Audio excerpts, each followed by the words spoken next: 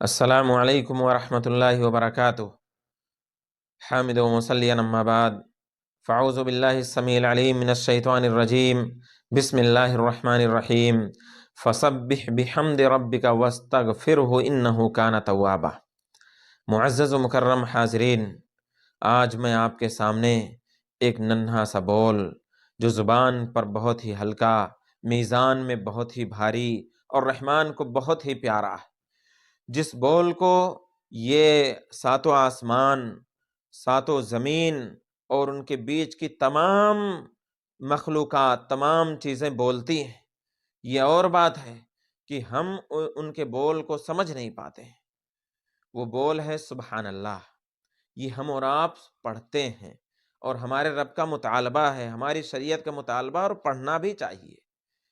لیکن یاد رکھیں، اس بول کا فائدہ اسی وقت ہوگا جب اس بول کو سمجھ کر کے، سبحان اللہ کے معنی و مفہوم کو سمجھ کر اس کے مطابق اپنا عقیدہ بنائیں گے۔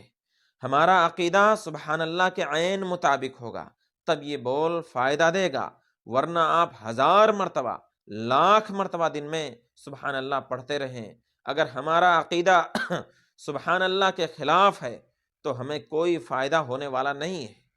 اس لیے میں آپ کے سامنے سبحان اللہ کا معنی بیان کرنا چاہتا ہوں۔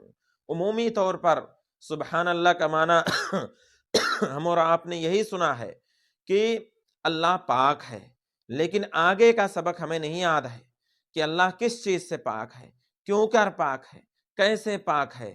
اسلامی بھائیوں، ہمارا عقیدہ سبحان اللہ کے مطابق ہونا چاہیے۔ اب میں آپ کے سامنے سبحان اللہ کے 5 معنی بیان کرنا چاہتا ہوں۔ وہ 5 معنی آپ بغور سماعت فرمائیں۔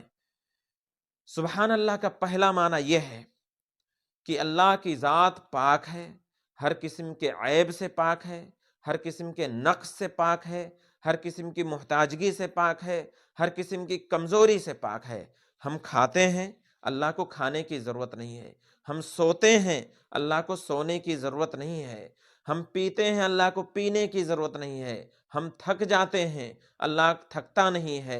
ہم بھولتے ہیں، اللہ بھولتا نہیں ہے۔ اللہ بیوی بچوں سے پاک ہے، ماں باپ سے پاک ہے۔ اللہ رب العالمین تمام عیوب سے پاک ہے۔ اللہ کی ذات کمال والی ذات ہے۔ یہ ہمارا اور آپ کا عقیدہ ہونا چاہیے۔ اللہ کی ذات عرش پر ہے، وہ ہر جگہ نہیں ہے۔ ہاں، اس کا علم، اس کی قدرت سب پر غالب ہے، سب کو گھیرے ہوئے ہے، کوئی چیز اس کے گرفت سے باہر نہیں ہے، لیکن اللہ کی ذات عرش پر ہے، تو اللہ پاک ہے ہر قسم کے عیب سے۔ یہ پہلا معنی ہے۔ اور اللہ رب العالمین نے خود کہا سبحان ربک رب العزت عما یصفون۔ لوگ رب کے بارے میں کہتے ہیں، رب کے بارے میں جو بھی باتیں کہتے ہیں، تیرا رب پاک ہے، عزتوں کا رب ہے، عزتوں کا مالک ہے، اور جو کچھ یہ بیان کرتے ہیں اس سے پاک ہے۔ یہ عقیدہ ہونا چاہیے ہماری نظروں کے سامنے، یہ تصور اور یہ خیال آنا چاہیے کہ اللہ تمام عیب سے پاک ہے۔ یہ پہلا معنی ہے۔ دوسرا معنی سبحان اللہ کا یہ ہے کہ اللہ رب العالمین شرک کی شراکت سے پاک ہے۔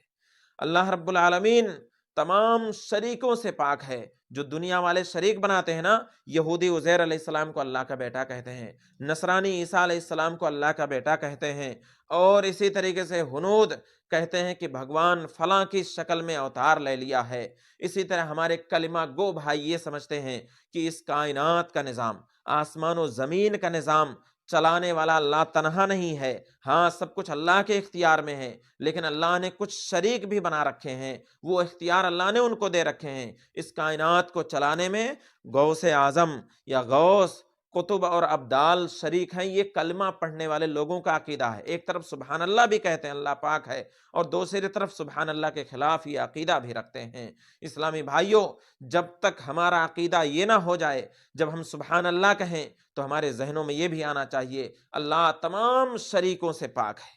جو لوگ بھی اللہ کو شریک بنا، وہ اکیلا ہے اس کائنات کو چلانے میں، اس کائنات کو بنانے میں، اس کائنات کو سنوارنے میں۔ اللہ رب العالمین تنہا ہے، وہ کسی کا محتاج نہیں ہے۔ دنیا والے کچھ بھی کہتے رہیں، اللہ رب العالمین موت و حیات کا مالک ہے، نفع نقصان کا مالک ہے، وہ کسی کا محتاج نہیں ہے۔ تو اللہ شراکت کے شرک سے پاک ہے۔ یہ ہمارا دوسرا عقیدہ ہونا چاہیے سبحان اللہ کا بول جب بولیں۔ اسی طریقے سے سبحان اللہ کا تیسرا معنی یہ ہے کہ اللہ رب العالمین کا جو بھی فیصلہ ہے، جو بھی حکم ہے، وہ ناانصافی سے، ظلم سے پاک ہے۔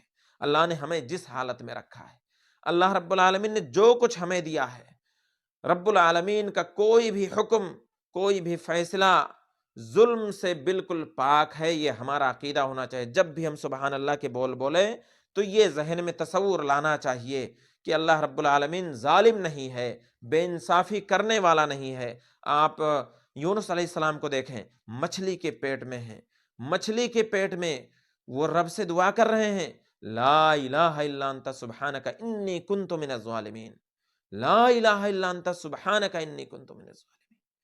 یہ ہمارا اور آپ کا عقیدہ ہونا چاہیے کہ نہیں ہے کوئی معبود برحق سوائے اللہ کے، اور اے اللہ تو تیری ذات پاک ہے، جس حال میں تو نے مجھے رکھا ہے۔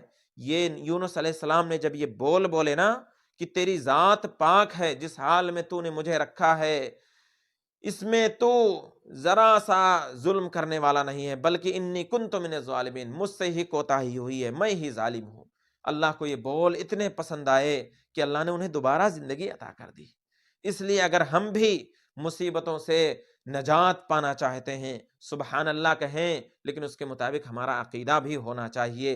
اسی طریقے سے بہت سارے لوگ جب کوئی المناک حادثہ دیکھتے ہیں، کوئی المناک موت دیکھتے ہیں، کوئی ایسا انسان وفات پاتا ہے جس کے چھوٹے چھوٹے بچے ہوں، تو بول پڑتے بڑا ظلم ہوا ہے، بڑی ناانصافی ہوئی ہے، بچے سارے بے سہارا ہو چکے ہیں، اب ان کا سہارا کون بنے گا؟ یہ ظالمانہ بول ہیں، یہ سبحان اللہ کے خلاف بول ہیں۔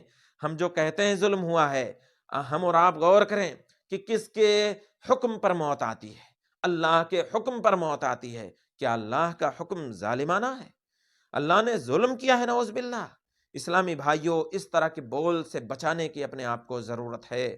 اسی طریقے سے سبحان اللہ کا ایک معنی یہ بھی ہے کہ اللہ رب العالمین نے جو کچھ آسمان زمین اور ان کے درمیان پیدا کیا ہے، ساری چیزیں بے فضول پن سے، فضول پن سے، بیکار پن سے، بے مقصدیت سے پاک ہیں۔ اللہ کا کوئی بھی کام، کوئی بھی فیصلہ، کوئی بھی حکم، کوئی بھی تخلیق بے مقصد نہیں ہے، چاہے ہمارے سمجھ میں آئے نہ آئے۔ اللہ رب العالمین کا کوئی بھی کام بے وجہ نہیں ہے، اس میں کوئی نہ کوئی حکمت ہے، کوئی نہ کوئی کاریگری ہے، کوئی نہ کوئی فائدہ ہے۔ بہت سارے لوگ ہیں بول پڑتے ہیں اللہ نے یہ کام فضول میں کیا، یہ فضول کی چیز ہے، یہ بیکار میں اللہ نے پیدا کر دیا ہے۔ اس طرح کے بول پڑتے ہیں، اور جو لوگ مومن ہوتے ہیں وہ تخلیق میں غور و فکر کرتے ہیں۔ اللہ نے خود کہا اِنَّ فِي خَلْقِ السَّمَاوَاتِ وَالْأَرْضِ وَاخْتِلَافِ اللَّيْلِ وَالنَّهَارِ لَآيَاتٍ لِأُولِي الْأَلْبَابِ، آسمان و زمین میں، اس کی تخلیق میں اور رات و دن کے بدلنے میں عقل مندوں کے لیے نشانیاں ہیں۔ عقل مند کون ہیں؟ الذین یذکرون اللہ قیاما وقعودا وعلی جنوبہم، جو ہر حالت میں اپنے رب کا ذکر کرتے ہیں۔ انسان کی تین ہی حالتیں ہو سکتی ہیں، کھڑا ہو، بیٹھا ہو یا لیٹا ہو، تینوں حالتوں میں جو اللہ کا ذکر کرتے ہیں۔ وَيَتَفَكَّرُونَ فِي خَلْقِ السَّمَاوَاتِ وَالْأَرْضِ، اور آسمان و زمین کی تخلیق میں غور و فکر کرتے ہیں، اور پھر سبحان اللہ بول پڑتے ہیں، کہتے ہیں ربنا ما خلقت ھذا باطلا، اے رب تو نے کوئی بھی چیز بیکار پیدا نہیں ہے، سبحانکا، تیری ذات پاک ہے۔ جب تخلیق میں غور کرتے ہیں تو فوراً سبحان اللہ بول پڑتے ہیں اور کہتے ہیں فقنا عذاب النار، ہمیں آگ کے عذاب سے بچا لے۔ تو اس طریقے سے اللہ کا کوئی بھی کام فضول پن والا نہیں ہے۔ اسی طریقے سے سبحان اللہ جب ہم بولیں تو ہمارا یہ بھی عقیدہ ہونا چاہیے کہ اللہ کی شریعت، اللہ کا نازل کردہ دین، یہ بھی کوئی اس میں عیب نہیں ہے، کوئی کمی نہیں ہے، بالکل مکمل اللہ نے یہ دین اتارا ہے۔ کوئی بھی مسئلہ دین کا، کوئی بھی چیز ہمارے سمجھ میں آئے نہ آئے، آج دیکھیے پہلے بہت سارے ایسے مسائل تھے، بہت ساری ایسی باتیں تھیں جو سمجھ میں نہیں آتی تھیں، آج سائنسی ایجادات کے ذریعے سے وہ ساری باتیں فٹ ہوتی جا رہی ہیں اور سمجھ میں بھی آ رہی ہیں۔ اللہ کے رسول صلی اللہ علیہ وسلم نے انہی سبحان اللہ و بحمدہ سبحان اللہ العظیم کے تعلق سے کہا تھا کہ یہ زبان پر ہلکے ہیں اور میزان میں بھاری ہیں۔ امام بخاری رحمہ اللہ نے اس پر یہ لکھا کہ جو انسان بولتا ہے نا یہ سبحان اللہ، یہ تولا جائے گا، آواز کا وزن ہوگا، پہلے یہ سمجھ میں نہیں آتا تھا، آج یہ چیز بھی سمجھ میں آ رہی ہے۔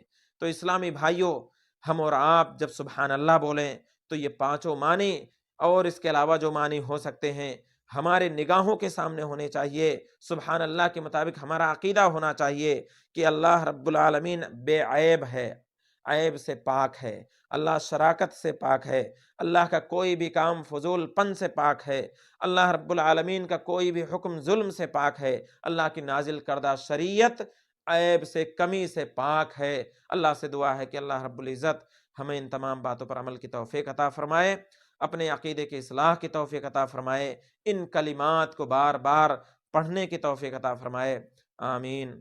وآخر دعوانا الحمد للہ رب العالمین، وصلی اللہ علیہ نبی وعلیہ آلہ وصحبہ اجمعین۔